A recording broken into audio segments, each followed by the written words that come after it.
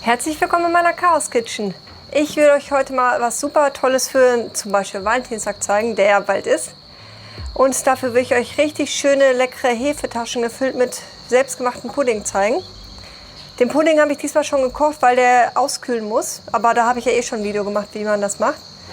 Und deswegen zeige ich euch einmal, was wir für den Teig brauchen.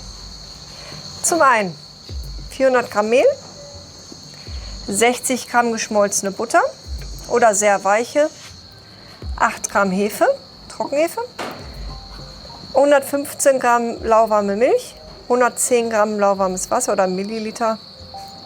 Ich wiege das meist ab. 50 Gramm Zucker und eine Prise Salz.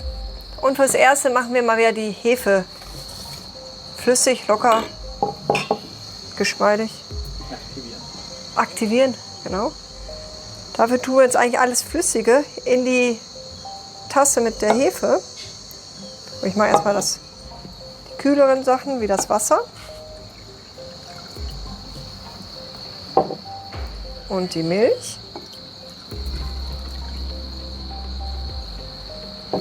Und jetzt die Butter. Ich meine, ist jetzt schon ein paar Minuten her, wo ich die erwärmt habe, aber nicht, dass die heiße Butter dann die Hefe kaputt macht. Weil dann habt ihr nichts mit Aufgehen im Teig. So. Verrühren uns das kurz. Und lassen die einmal wieder ein bisschen gehen. In der Zeit, wo die Hefe geht, ihr braucht dann noch so ein bisschen Puderzucker für nachher so als Deko für oben drauf. Und für den Pudding, da habe ich jetzt 400 statt 500 Milliliter Milch genommen. Die normalen Standardrezepte sind ja mit 500 Milliliter Milch.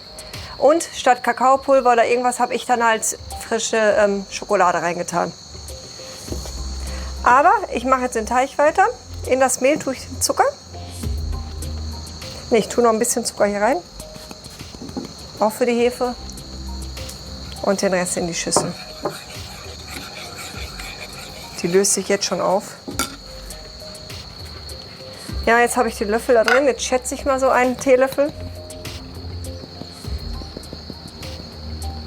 Aber ist ja nur, dass der Geschmack besser ankommt. Und jetzt warten wir ganz kurz nochmal auf die Hefe.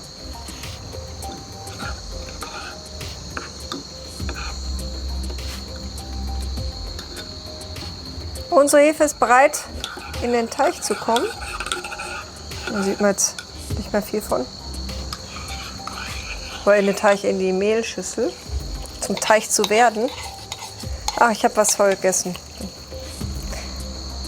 Ich habe immer lieber eine Schüssel Mehl dabei stehen, falls ich das brauche. Aber wenn nicht, kann der Kameramann kurz laufen. So. Einmal kurz wegen zu flüssig mit dem Löffel verrühren und dann gleich von Hand weitermachen. Wie immer, wer eine Maschine hat, dann natürlich viel besser damit. Oder heißt viel besser, schneller. Ich mache es oldschool. So. Jetzt mag ich da auch mit den Finger rein. Vorher ist halt immer so ein bisschen. Da stehe ich auch zu.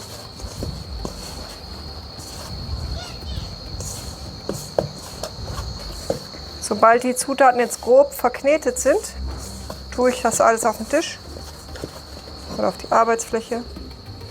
So. Und knete weiter. Von Hand müsst ihr jetzt natürlich ein bisschen länger kneten. Ein bisschen viel länger. Aber das stört nicht. Hier ist ja wegen schön warm draußen.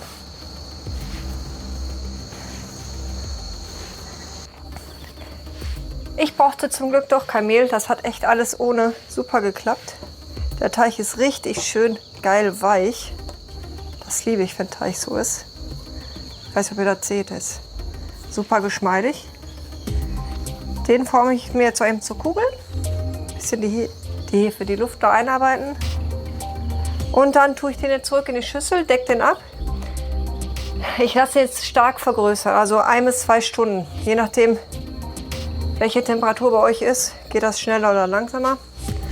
Die Taschen sind eigentlich am besten einen Tag vorher zu machen, weil die sind so lecker, wenn der Pudding richtig schön, also richtig schön, nicht hart, aber dickflüssig ist. Das ist so lecker. Aber ihr könnt sie natürlich auch für heute machen, für nachmittags dann quasi. So, ich lasse den Teig jetzt gehen und wir sehen uns gleich wieder. Der Teig ist gut aufgegangen, es ist auch sehr warm. Das sind jetzt hier die beiden Puddings.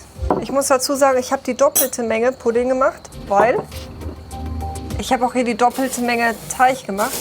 Ich lasse ihn da drin, den seht ihr nachher. Es ist der gleiche Teig, nur nochmal, weil wir morgen eingeladen sind. Regulär für eine Menge von dem Teig oder von der Portion hier reicht so eine Auflaufform. Dadurch, dass ich davon 2 nicht habe, nehme ich einfach die und die kann erstmal weg. Jetzt nehmen wir uns nämlich hier ein bisschen Butter, bevor wir mit dem Teig weitermachen, und ein Stück Küchenrolle. Auch gleich zum Ausrollen. So, nehmen wir uns einfach hier ein bisschen Butter dran. Das geht nämlich ganz einfach. So. Und gehen einmal hier so durch die Auflaufform. Zeige ich das gleich.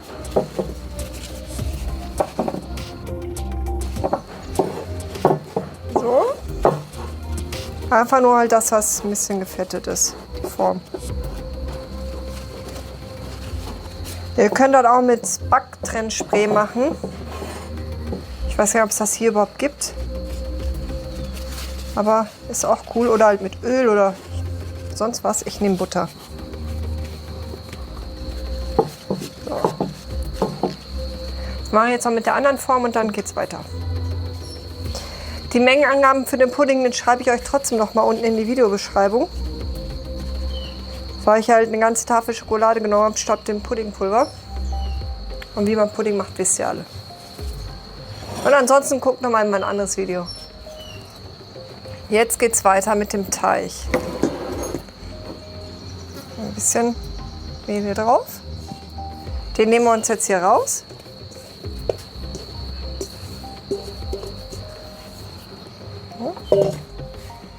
Jetzt einmal überlegen. Genau, wir teilen uns den jetzt in 8 Teile, dass ihr dann 8 so schöne Hefetaschen kriegt.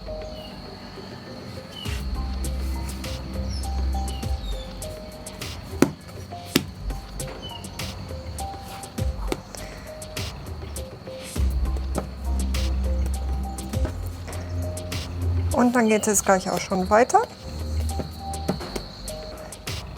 Jetzt machen wir uns hier noch mal ein bisschen Mehl. Und rollen das ein bisschen aus.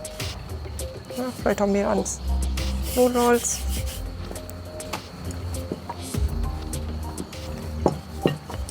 Und ich habe meinen Kleber vergessen. Ich brauche noch ein bisschen Kleber, um die Taschen zuzukleben. Dafür habe ich mir jetzt einfach nur so ein bisschen Milch noch in die Tasse getan. Jetzt gucke ich, dass ich mir die so leicht oval ausrolle.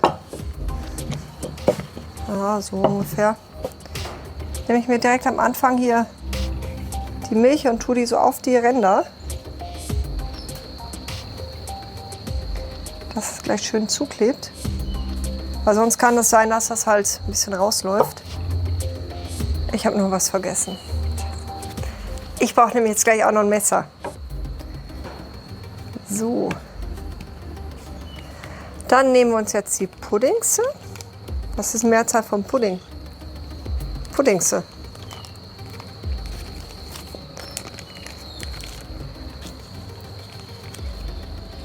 Genau, dadurch, dass ich da weniger Milch drin habe und auch ein bisschen mehr Stärke noch genommen habe, ist das halt dickflüssiger, fester. Jetzt.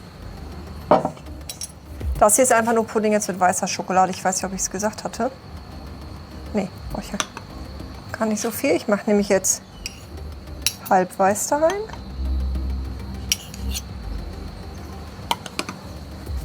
Und halb braun. Ich muss mir gleich mal irgendwie Platz machen. Auch, ich mache euch auch mal Platz, dass ihr ein bisschen mehr seht.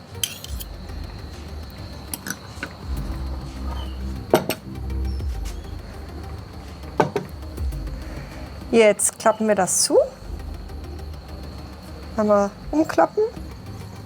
Ein bisschen hier festmachen, dass das auch nachher bloß nicht rausläuft.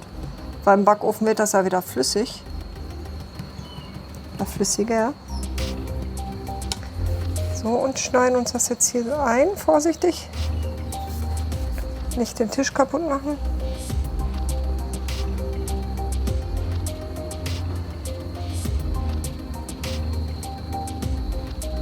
So. Und klappen das um. Ich tue noch mal ein bisschen Milch drauf.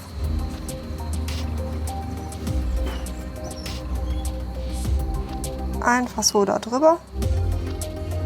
Ja gut, wenn ich jetzt besser geschnitten hätte, sähe es besser aus. Hier das auch noch mal so ein bisschen umklappen, die Ränder. Schwer für die Kamera zu zeigen.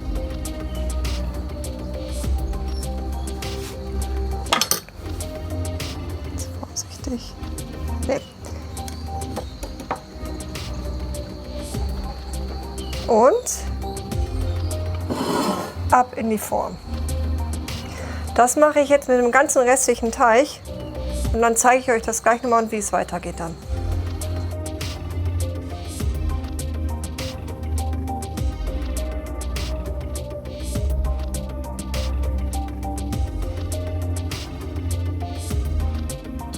Das ist jetzt die letzte Tasche.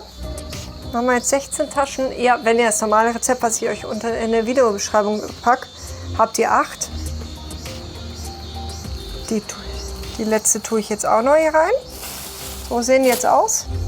Na gut, die andere Auflaufform, die steht jetzt um die Ecke. Das lassen wir jetzt noch mal ungefähr eine Stunde gehen und dann streichen wir das mit so einer Eigelb-Milchmischung ein. Und dann kommt es in den Backofen. Und dann sehen wir uns gleich wieder. Es ist jetzt soweit, dass ich die Brötchen, Taschen, wie auch immer man sie nennen möchte, einschmieren kann. Ich habe jetzt hier halt nur, weil doppelte Menge, 2 Eigelb und ein bisschen Milch. Da ist jetzt eigentlich nicht viel bei. So, einmal kurz rühren und dann schmieren wir uns ja damit ein. Den Backofen habe ich jetzt gerade schon auf 180 Grad Umluft vorgeheizt. Dann müsst ihr so 20, 25 Minuten im Backofen. Müsst ihr mal gucken, wenn die zu dunkel werden. Also ich würde sie doch schon eher 25 Minuten drin lassen, damit das auch unter dem Pudding richtig durch ist. Und wenn die euch zu dunkel werden, einfach so ein Stückchen Alufolie von oben drauf legen. Dann einfach nur einschmieren. Jetzt sind die auch schon richtig schön aufgegangen.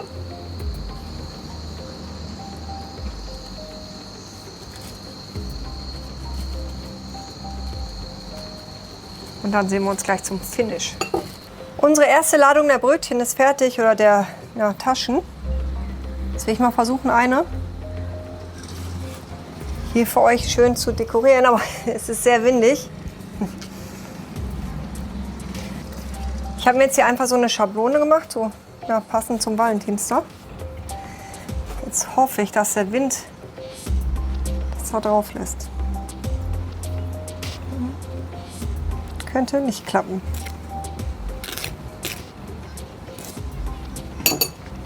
Und. Ha! Das passt doch. Ich mache jetzt so die eine Tasche, weil wir wollen die ja mitnehmen. Und dann, dadurch, dass wir die morgen erst mitnehmen, dann wird der Puderzucker so bröselig. Aber ich wollte euch das einmal zeigen. Ja, das war jetzt. Wie geil. Wie mega geil die sind. Ich gehe gleich wieder Hände waschen. Guck mal. Und das ist lecker. Das ist verdammt lecker. Sieht zwar jetzt ein bisschen chaotisch aus, aber schmeckt super. Ihr könnt das natürlich auch mit was auch immer ihr möchtet füllen. Aber ich hoffe, euch hat das Video gefallen. Schreibt es mir in die Kommentare, womit ihr die gefüllt habt. Und wir sehen uns beim nächsten Mal. Ciao. Mit Pudding.